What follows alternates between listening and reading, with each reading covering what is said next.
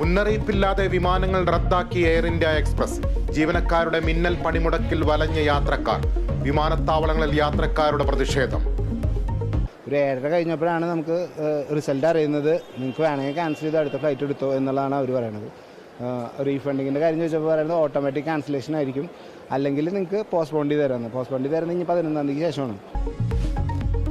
Ticket നിരക്ക് മടക്കി നൽകാമെന്നും ബദൽ യാത്രാ സൗകര്യം ഒരുക്കാമെന്നും എയർ ഇന്ത്യ. KPCC അധ്യക്ഷ സ്ഥാനത്തേക്ക് കെ സുധാകരൻ തിരിച്ചെത്തുന്നു. ഇന്ദിരാഭവനിൽ അല്പസമയത്തിനകം ചുമതലയേൽക്കും.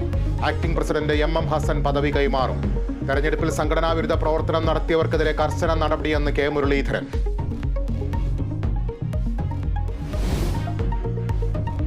സംസ്ഥാനത്ത് SSLC പരീക്ഷാഫലം ഇന്ന്. പ്രഖ്യാപനം വൈകിട്ട് 3 മണിക്ക്.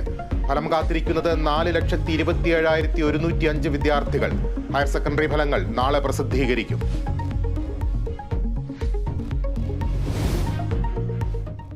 ബിലീവേഴ്സ് ചർച്ച് ബിഷപ്പ് KP യോഹന്നാന് അപകടത്തിൽ ഗുരുതര പരിക്ക്. അമേരിക്കയിൽ പ്രഭാത നടത്തത്തിനിടെ വാഹനമിടിച്ചു. ഡാലസിലെ ആശുപത്രിയിൽ അടിയന്തര ശസ്ത്രക്രിയ നടത്തി. ബിഷപ്പ് നിരീക്ഷണത്തിൽ.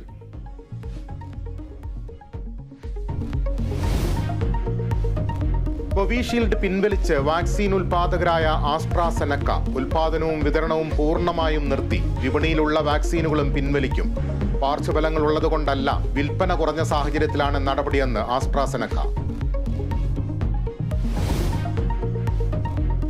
IPL ഇന്ന് ഹൈദരാബാദ് ലക്നൗ പോരാട്ടം. മത്സരം രാത്രി 7:30 ഹൈദരാബാദിൽ. വിജയവഴിയിൽ തിരിച്ചെത്താൻ ടീമുകൾ.